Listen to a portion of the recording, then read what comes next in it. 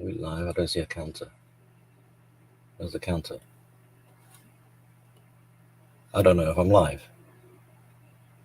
Am I live? Can you guys hear me? I can't see a clock.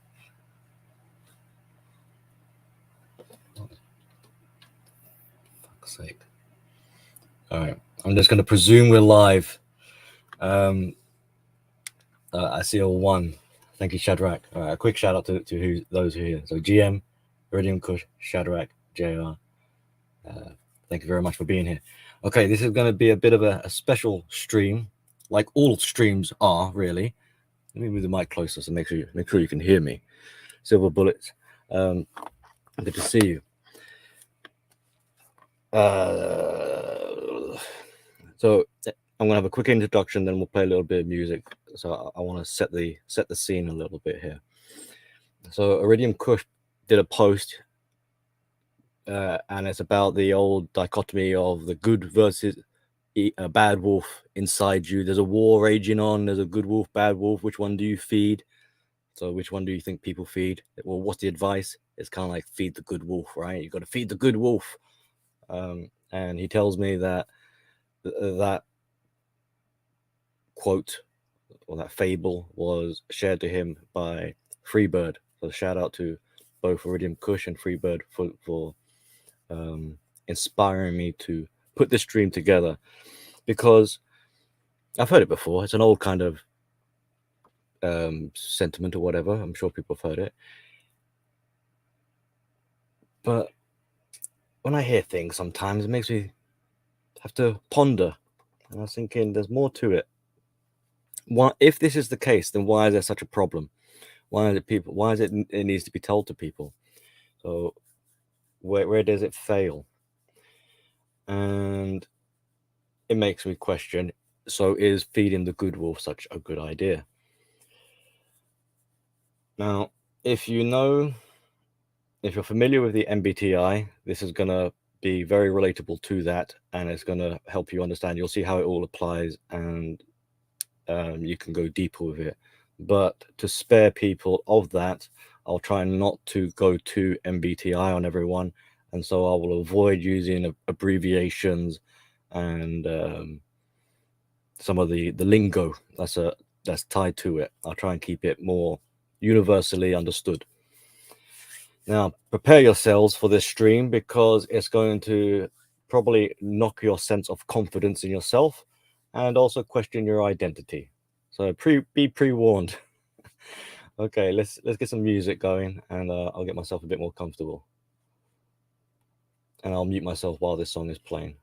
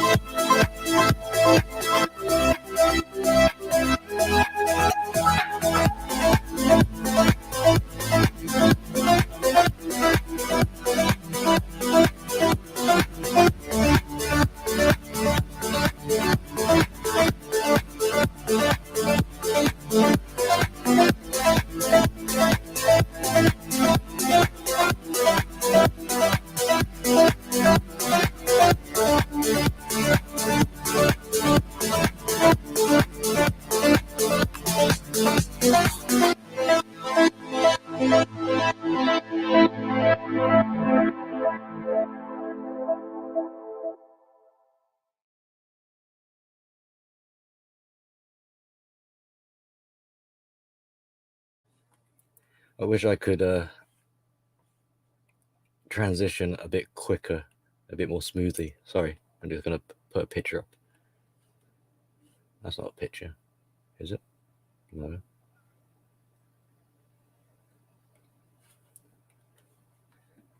Okay, there we are. That should be a picture of a pair of wolves. No brainer. Okay. So as I was saying, this. So which one do you feed? And some of you have already said I feed both wolves. Ah, the mistake is already happening. As it will, as it seems. All right. To save a bit of explanation, I'm just gonna have to say it as I'm about to. So think of it. There's 4 wolves. There are 4 wolves. There are more, but we'll just deal with the 4. And so when you say you're going to feed both wolves, which of the 4 are we talking about? And you'll probably find it's actually the middle 2. The first and the last, you have no idea even are there.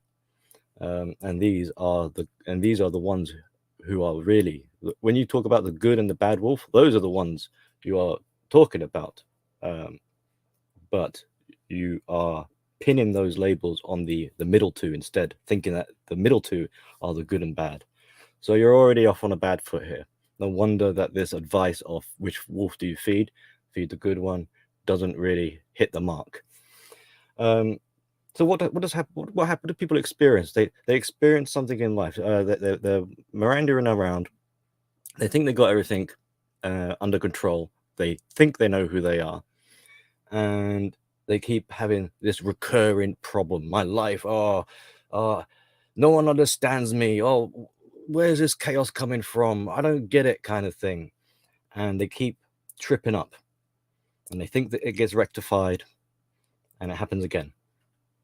And it happens in a kind of broad sense. Obviously, as you get older, you'll start to see a pattern. When you're younger, you're totally mystified. So let's start off with the dual wolf thing, and we'll expand upon that. So you're told and you think that when you have a problem, it's a good idea to feed the good wolf. So you feed it with some good snacks, yum yum. And the trouble is, it's already a good wolf. So feeding it good snacks doesn't really do anything for the wolf. You're not making it any better.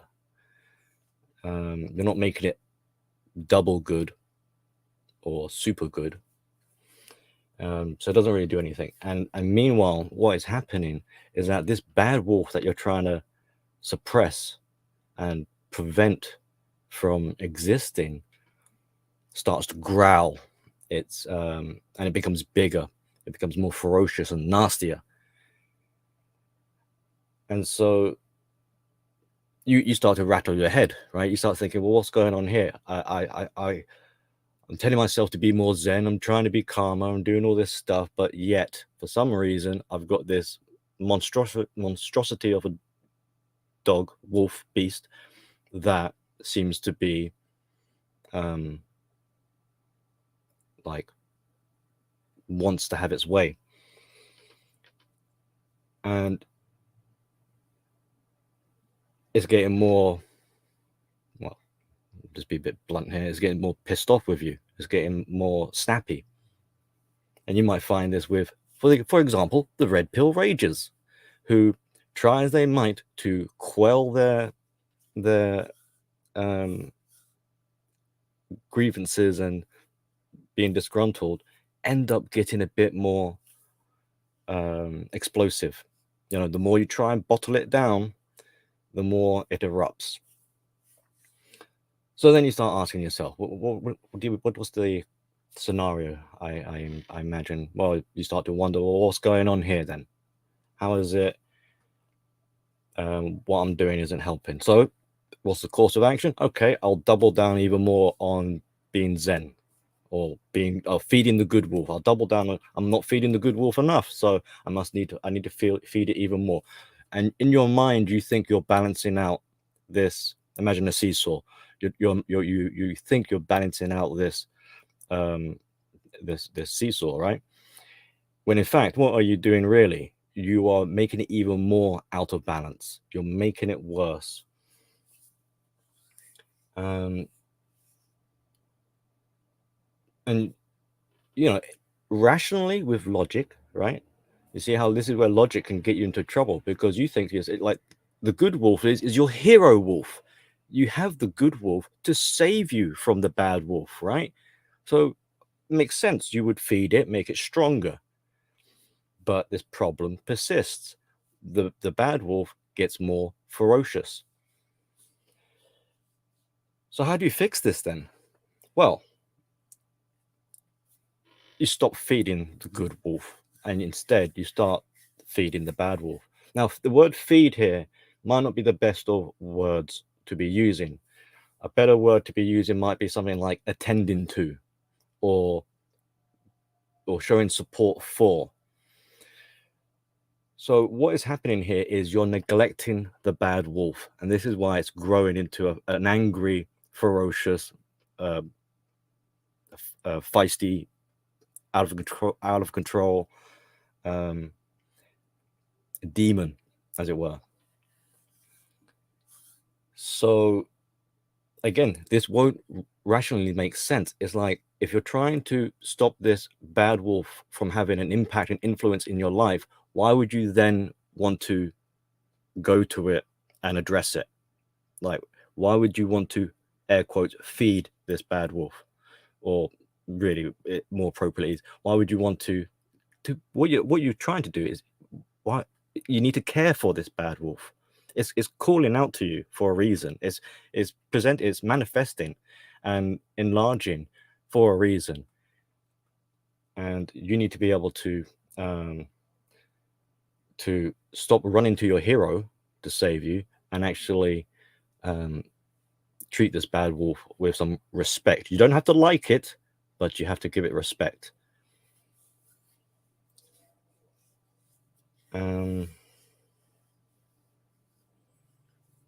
I mean, in a way, if you want to use the word feeding, you're kind of feeding it in a indirect, inadvertently, by starving it.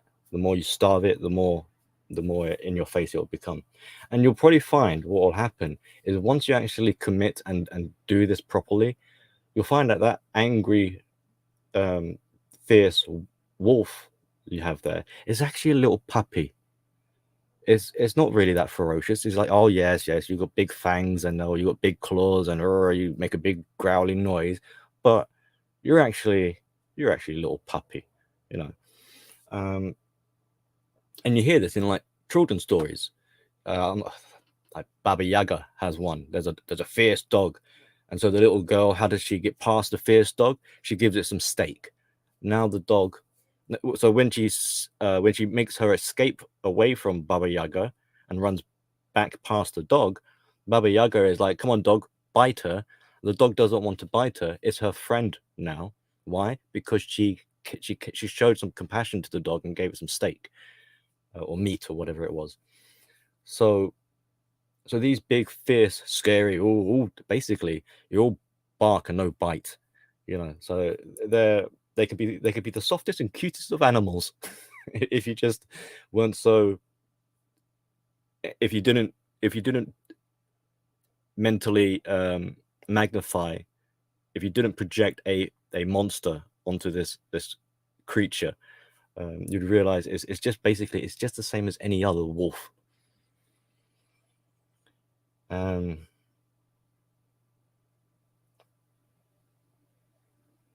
you'll find that this big bad wolf is actually quite scared, you know. Not whilst being like, really, it's deep down, it's actually kind of soft and sensitive.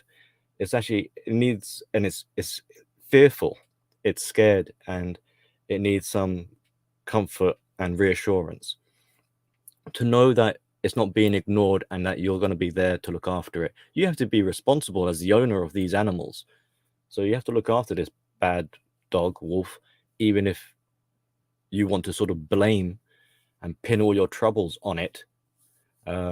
Really, these troubles are your doing, and that dog is trying to help you out. So don't shoot the messenger, kind of thing. And not to sound too corny and cheesy, what am I saying here is you have to show some love.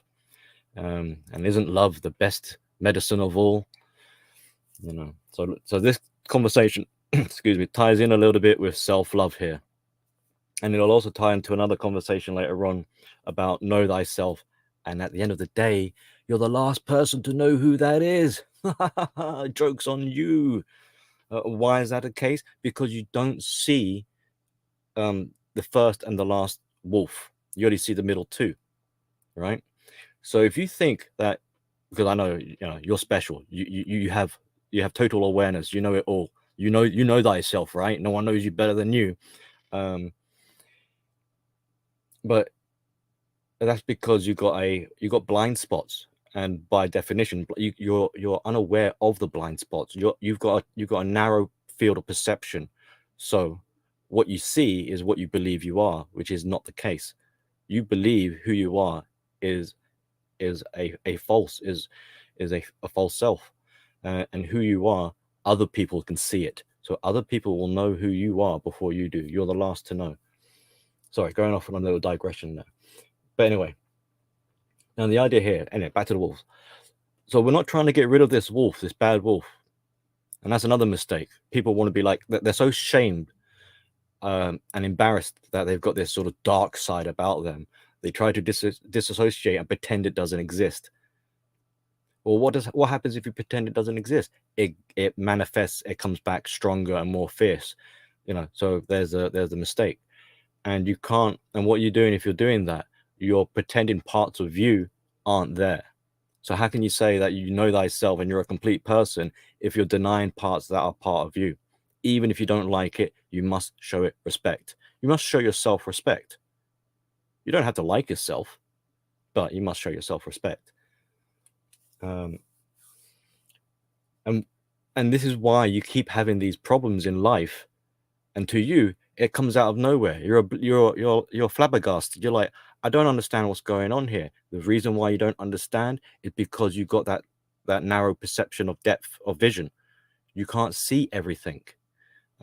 So you really do need other people to keep you in check or to lay this out for you, so that you can then map it, and then you can start to see what is really going on. And then you'll realize that most of your actions and behaviors and thinking is subconsciously based. And that's a scary part in itself, because you'll feel like you have no control then. But suck it up, buttercup. You're going to have to get used to the idea that there is like automation.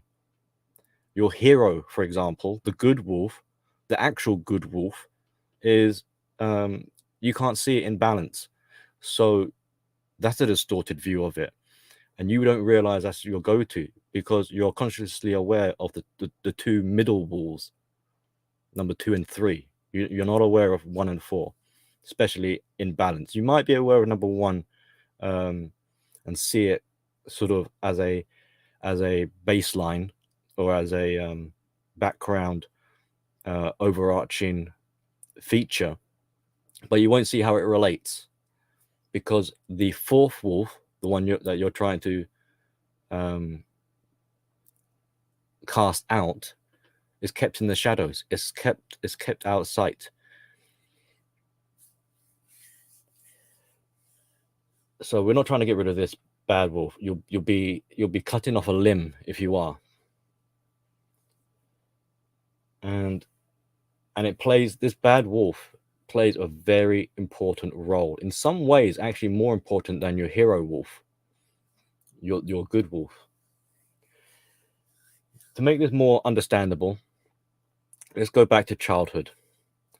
So when a child is in pain, when a child is crying or showing discomfort, what is this signal?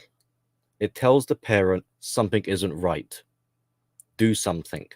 Fix. There's a problem here. It tells the parent to investigate a little bit, check the nappy, check if it's been fed, check if it's tired, and go through a kind of checklist and procedure. Now, what would happen if the child doesn't cry or doesn't display any or doesn't show any discomfort? Then how is the parent going to know if the child is okay or if things are bad? What else do we know about parents and children? That when the child is crying and in discomfort, does the parent punish the child? No. The parent addresses the issue, and that's what you need to do with your bad wolf. You don't punish the bad wolf and say you're a bad wolf for speaking up and appearing. And this is the problem most people are doing, that they're punishing their bad wolf. You're punishing the what else am I saying here? That bad wolf, what did I say earlier? It's a puppy. What's a puppy? It's a child. That bad wolf inside you is the child within. It's crying out, and you're so ashamed of it, you punish it and you smother it with your hero wolf. And that's supposed to be the good wolf. I thought the good wolf is meant to be kind of compassionate.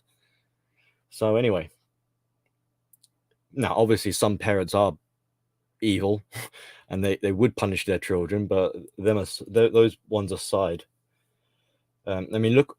Well, actually, look what happens to those children that are punished. What kind of life do they live going forward? So you can see how that doesn't help. And you could ask yourself quite easily, like, is that how you want to be then? No wonder you have these problems in life if you're punishing yourself, just like a bad parent would punish a child for simply voicing some sort of issue and problem they're having. So this question anyway, so you got to choose, like, which one do you need to look after? Now, obviously you don't need to look after the good wolf because it's already good. There's no point giving it good snacks. That's not really where your attention needs to go. It needs to go to the bad wolf. You need to share out and distribute this more in balance. Now, how does this tie in with, for example, your identity?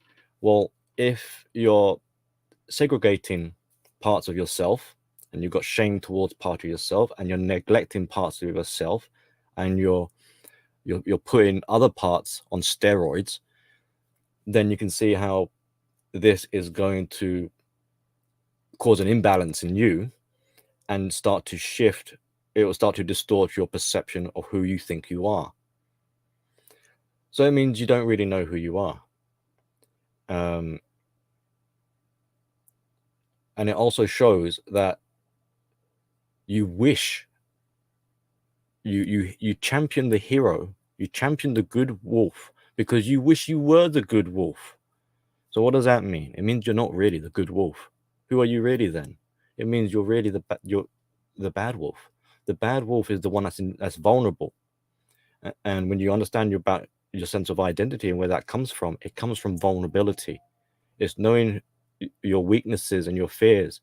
That is what tells, well, me and other people what kind of person you are. Your bravado, your veneer, your mask, that is not who you are. That is what you're presenting to the world for everyone to believe, for them to see, and for them to believe and think that's you. But who are you really? You're the bad wolf, wanting some love, wanting some food, wanting to be fed, wanting to be part of the rest of the tribe and not kicked out and looked at as undesirable. So when you can kind of reconcile and treat this bad wolf better, you're treating yourself better. You're treating the inner child better. You're nurturing your sense of self. I mean, we can all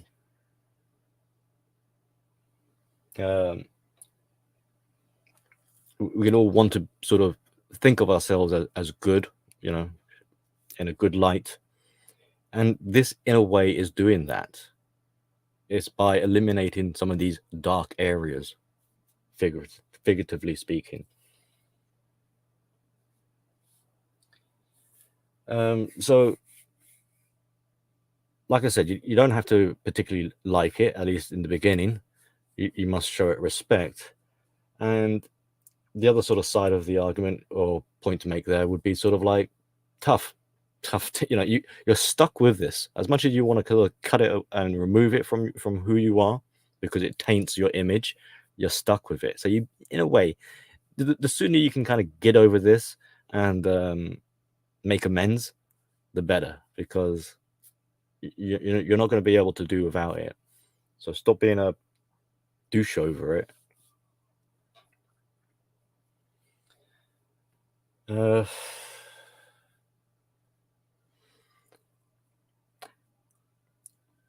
And also, to further point out why it is that your sense of self or who you really are, I mean, yes, okay, to some extent, the who you aspire to be is still part of that setup, that family of wolves. So there is a little bit of a sense of self there, but the bulk of it, to really prove a point that is where you'll find your true authentic being, who isn't trying to lie to the world and lie to yourself, is who does the narcissist go for? How does the narcissist manage to terrorize their victims?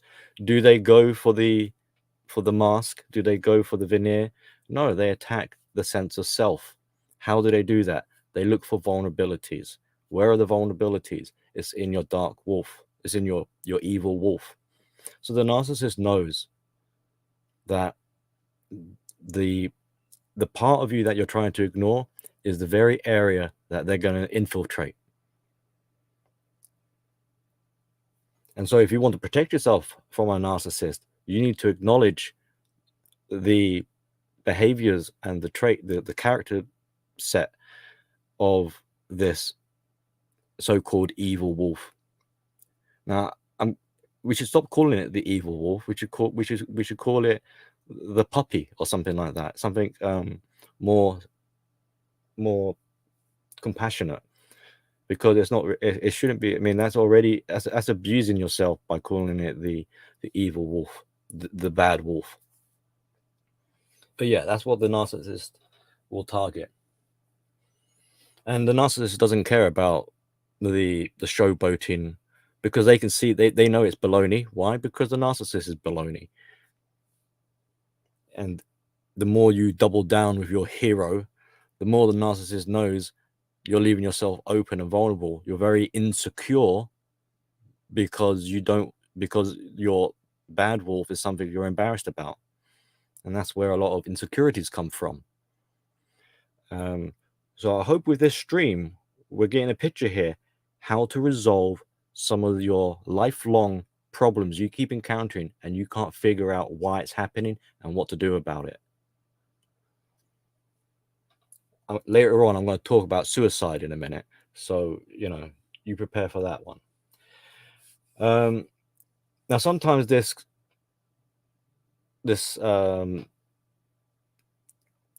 paradox, it's not really a paradox, the paradigm, can be described as the hero's journey. Now, I already mentioned the hero in this. So what you're going to need to do, and this goes back to feeding both wolves. No, you don't need to feed the good wolf. It's already been fed enough. You don't have that much food to give out.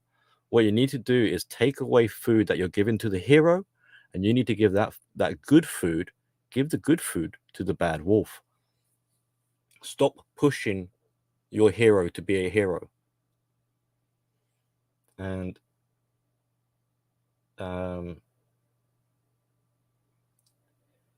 stop becoming reliant on it, because the more you become, because in your mind you're like, well, that's why I've got a hero, to protect me against the bad times. But you're becoming reliant on it. You're not really responsible for the good or the bad. You're shifting your responsibilities onto the hero and letting the hero take care of your problems, of taking care of your responsibility of looking after all of these animals. That's not what the hero is for. And the hero can't protect you from the particulars the particular struggles that the bad wolf is experiencing. So feeding the good wolf really is doing nothing but making things, is exacerbating the situation and making it worse.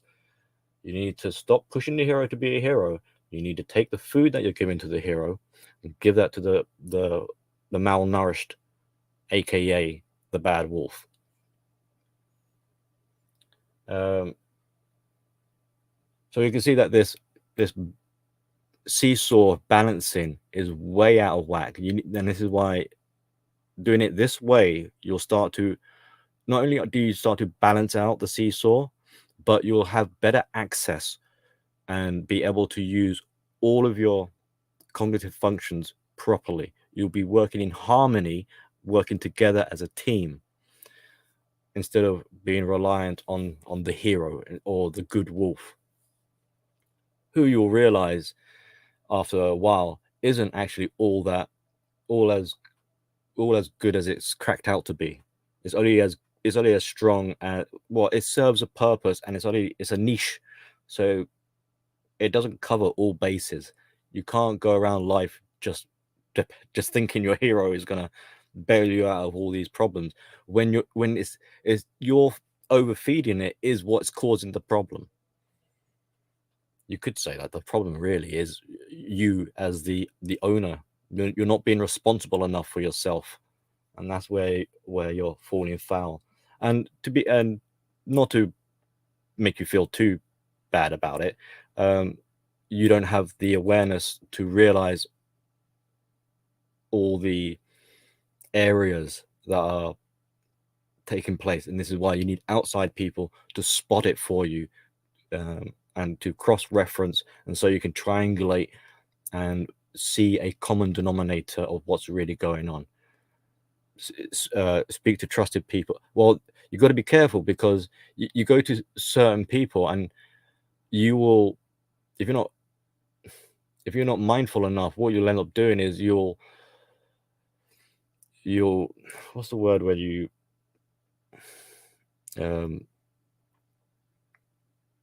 you'll put a bias into the questions. You'll say something like to your friend, "Oh, am I controlling?" Now, what are you subtext saying to your friend? You're saying to your friend, "Please don't tell me I'm controlling." Unless they're brutally honest and be like, "Yeah, you control," but they don't want to hurt your feelings, so they'll be like, "Nah, you don't control." So you've got a biased view, you've got a subjective view, so you'll get inaccurate information.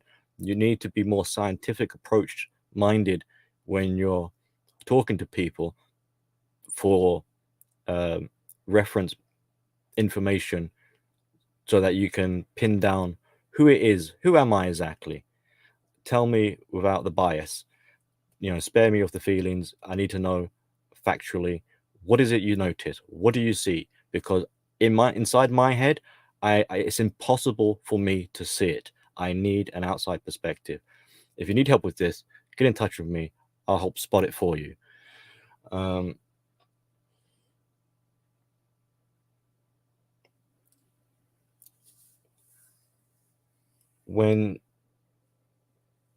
Let's see.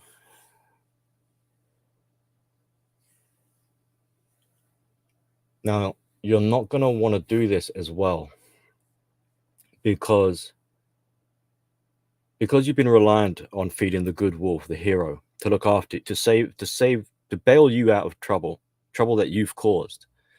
To now be told that you need to not be reliant on that, and instead you need to focus on the things that you've actually been running away from. This is why people say face your fears.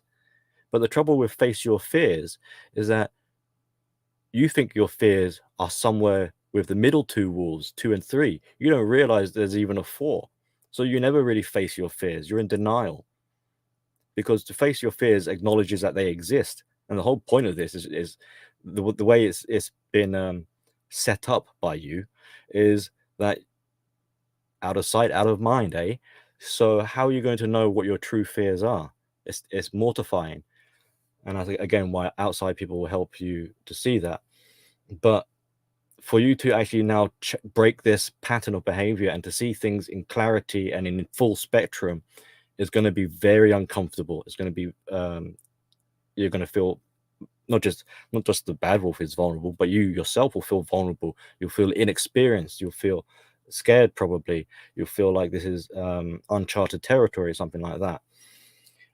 And you will have a natural, you naturally want to run to your hero, and you naturally want to run away from your fears. Well, you're gonna have to turn that upside down.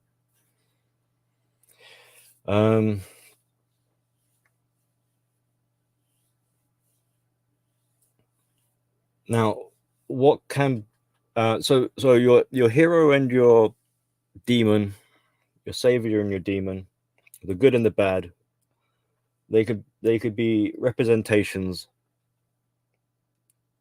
depending on the kind of person you are. Not everyone is going to have the same bad wolf. Not everyone's going to have the same good wolf. But to sort of broadly speaking way, like does this sound like any of you? For example, let's say you're a bit of a control freak, and the reason why you're a control freak, ask yourself, why am I a control freak? Well, I don't like chaos. Okay, right. So you're scared of chaos. You've got a hero called control that you use to keep the chaos away from you. Well, so what does this mean? Guess what? That means you're going to have to stop being a control freak, and you're going to have to get used to having a bit of chaos in your life, a bit of randomness, you know? And you're not going to like that because it's going to irk you. Let's say you're someone who hates lights and sounds, like stimuli. You hate the environment, big crowds. You say you're an introvert, even though that's a misconception. I'll rant about that another time. If you go around saying you're an introvert or an extrovert just like willy-nilly, I already know you don't know what you're talking about. Just FYI. But let's say you're someone who claims to not like too much excitement in the environment, the stimuli. And so how do you combat this? How that's your demon. That's what you're scared of. How would you look for deeper meaning. You become more abstract. Well, guess what this means then? It means you've got to stop living in La La Land, and you're going to have to get used to some of real world reality. You're going to have to become desensitized to the bombardment of the stimuli that you're so sensitive to. And then you'll realize that, hey, it's not too bad, over time. Anyway, let's say you're someone who feels okay, let's say here's one that's going to bug a lot of you. Let's say you're someone who well, actually, I'll turn it around first. I'll ease you into it. Let's say you're someone who prefers using their feelings to guide them through life, and they don't like logic. They don't like critical thinking. They want to go with the flow. They all love or whatever. Well, guess what? What does this mean? It means you're going to have to stop being a hippie and start being a bit critically minded, right? Ain't rocket science. Okay, so let's do it the other way around. Let's say you champion your logic, your critical thinking. It's all about the facts and the science, and emotions are fifis and they're useless and there's no point to them, right? Well, what does this mean? It means that you're going to have to ease off some of this logical stuff, and you're going to have to be more open to your feelings. Now, you can tell me to F off or whatever, but don't be surprised when you got these problems that come off. Well, guess what happens when if I say to someone, all right, they're logical, right? And I say, hey, be more open to your feelings. And they say, what do they do? Well, I imagine they'll be like, I don't need my feet. That's useless. Well, you're being emotional right now. You're kind of proving my point that you can't control your demon. So even more reason why you need to be on task with being open to your feelings. I can't even say to you to stop being so overly critically minded, thinking rationally, without you getting emotionally defensive. I've already mentioned the sort of red pill sort of way of dealing with things. I mean, the red pill rage. problem. So with that one, again, instead of trying to, like, you're scared to get angry, you're scared to explode. So what do? You try to control that by bottoming it in. You start to meditate or something. Well, you're making it worse. So what do you need to do? You need a way of like letting out some steam, constructively or productively. Doesn't mean you go ballistic on people. It means maybe you buy yourself a punching bag and literally do some boxing, in your garage or something. Or you go to a shooting range and you fire some bullets or whatever it is. You'd be more responsible with how you express and vent out, how you let out some of this tension and anxiety. And it also will show over time that, yes, indeed, there is more to you than a simple, like, 2D resolution. So, Billy, I thought you were meant to be kind and compassionate. Why is it you're telling some people to fuck off? Well, that's because I'm not a 2D cartoon. There's more to me than that. You see? It's like yin and yang. You're sort of a complete picture, a complete package. It means that when I am compassionate, I could be more authentic about it than instead of using it as a way to suppress other parts of me. So don't be like mystified as to, like, I don't understand. I wouldn't be human if I was just virtuously love and compassion to people, would I? That's not realistic now, is it? That's not how real people are. There are things about real people that, doesn't jive with everyone else, not all the time. So that's one way you can spot a imposter or a fraud, is because you don't see any other sides to them. You just see one side. Well, you already know you've got an inaccurate picture of them. Let's see, what else can I add to this?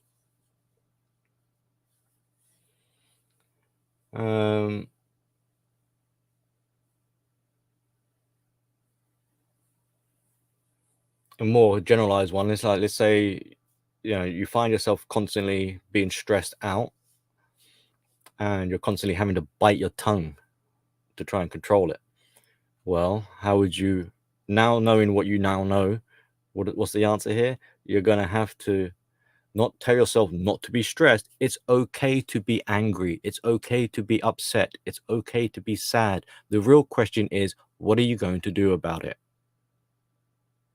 Stop trying to deny it and pretend it doesn't exist and sweeping it under the rug.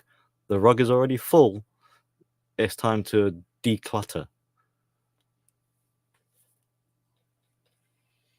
Now, if you really want to get into, like, the advanced class here, I've already said that this fourth wolf is totally out of sight. You don't see it. I know you're special and you can do, whatever, but no, you're lying to yourself. You don't see it. But how can you see it? Well, one way, a good way, is by utilizing the other wolves in your family here. So you would use, for example, your hero, the good wolf, and because it's very skilled, it's a very strong wolf, and you'll say, okay, good wolf, I'm going to put you to task. I want you to man, it depends on what your um your style of problems that you're having, like whether, like, as I was listing them out before, but you would use the good wolf to shine a light, as it were, on the bad wolf. And in doing so, you still can't quite see the bad wolf, but you see the impact, how it affects the things around it. And in that way, you can start to be aware of its existence, even though you can't see it. It's like, I can't see you, but I know you're there. How do I know you're there? Because I see how you affect the surroundings.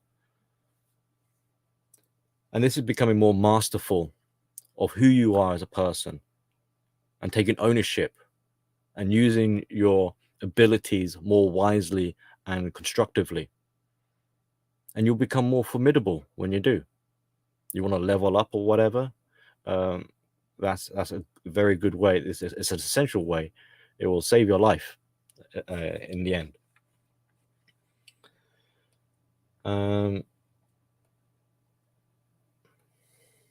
I mentioned that this can go towards the topic of suicide.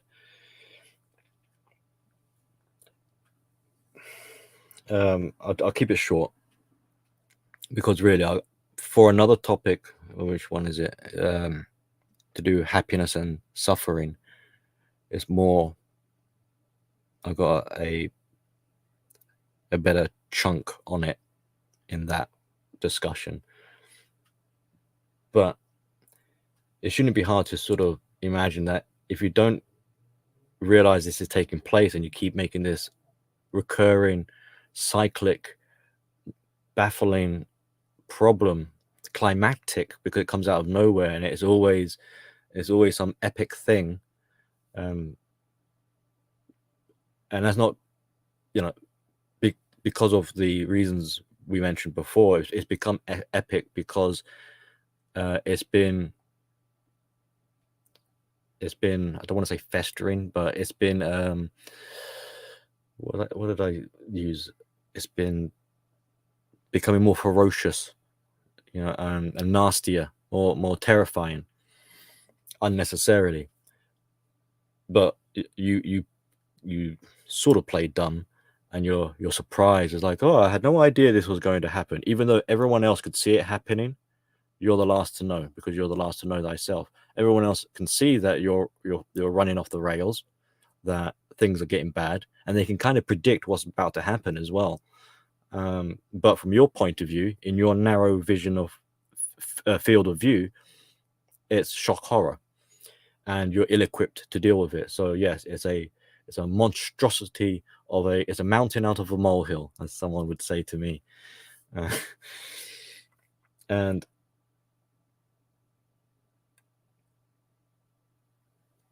you can see how this can cause people to fall into to despair. The desire to want to take your life is trying to break that cycle. It's, I don't know how to cope with things, and I'm losing control. So if I choose to take my life in this way, I can break the cycle. The suffering can stop, and I can regain control, even though it comes at the cost of my life. And so suicide, obviously, is a desperate act. It's a desperate act of someone who wants to stay alive, more so than someone who actually just wants to die. Now,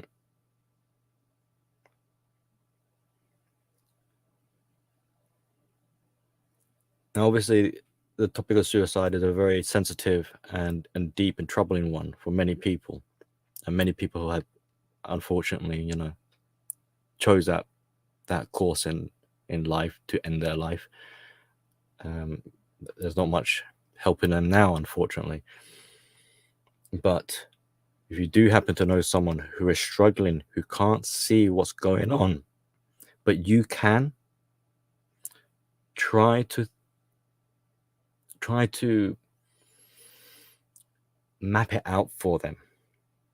Try to present the dots and show how it connects, so that they can start to have a outside perspective. They can start to see things from your point of view instead of being caught in the mist inside their turmoil, chaotic mind. You can't fix it from a place of chaos like that. You have to exit your sense of self. Well, you have to, like, out of body perspective, experience, self-reflection type of thing, to be able to see, to be able to begin to get an idea. Even then, you're not going to fully see it, but get an idea of what's taking place. And that's just the beginning. It's going to obviously be a lot of hard work. And like I said earlier, you've got a natural tendency to not want to do this. You're not going to want to do this, but it's going to be a tough choice. It's either you do it, or prepare to go around again in the cycle. But when you get to grips with what I'm saying here, and there'll be complementary streams to help. Like I've already done a couple like self-love and care and trying to sort of address some well-intended but misconceptions, and there'll be some more coming up soon. You know, I'm hoping this information will make a big difference in the people's lives, your lives, and those you care about. Get them the help, get them the awareness. The more you know, the better you can control and understand who it is you are. And don't be scared. I know I could be a bit kind of tongue-in-cheek and be like, you guys, you have no idea who you are. No one knows who you are, and all this sort of stuff, because I've got that dark sense of humor about me. Don't be so dismissive of things like nihilism, for instance. Don't be so dismissive of black pill unless it's the emo pill. Get that crap out of the way. But a lot of what I'm talking about here is black pill stuff. You know, we're breaking up, we're atomizing your sense of self, your identity, what it is you are, who you are, what is it you do. And once we understand the components, we can then put it all back together. You'll be fortified. Talk about resilience, you talk about perseverance. You're going to need perseverance with this one and things like this. You put the effort in, you will be very happy and fortunate for doing so. This will go towards a better fulfillment as well in life. It's not just about having a better quality of life, but it goes towards having contentment, to understand what happiness is. You want a quick one on happiness? Happiness is being complete, is having that sense of self. That means being vulnerable, having trust in yourself. Because where did the trust go? You don't trust yourself. Why? Because you banish the bad wolf. You don't trust it. So I already know that you don't trust yourself. You don't think that you think the bad wolf is a detriment to you. That's why you exiled it. Well, you don't trust yourself then. You don't trust what will happen when this bad wolf is around. That's why you got your bodyguard of a hero, good wolf, to protect you from it. So there's irresponsibility there. So when all this stuff starts to align and you put the work in, good things will come from it. So I'm very hopeful, and you all here are very bright people. I know you understand what I'm going on about, and I know it's not going to be falling on deaf ears. So that's the topic of this evening, I think, concluded. And I hope it was interesting and worthwhile, opened your mind up a little bit. And like I say, if you need people to help see your blind spots, remember they're blind spots. It means you can't see them. But just because it's blind to you doesn't mean it's blind to everyone else. Other people will see it. And in fact, other people do see it. Then talk to your brethren. Talk to people you trust. Don't just go to one person. You want to get a range of people so that you can get a clearer idea, more accurate information. Come talk to me if you need further assistance. And see what happens. So a little extra shout out I see Bullets is here, Freebird's here. I'll go through who I can see. So GM, Iridium, Shadrach, Silver Bullet, JR, Bullets is also here, Freebird,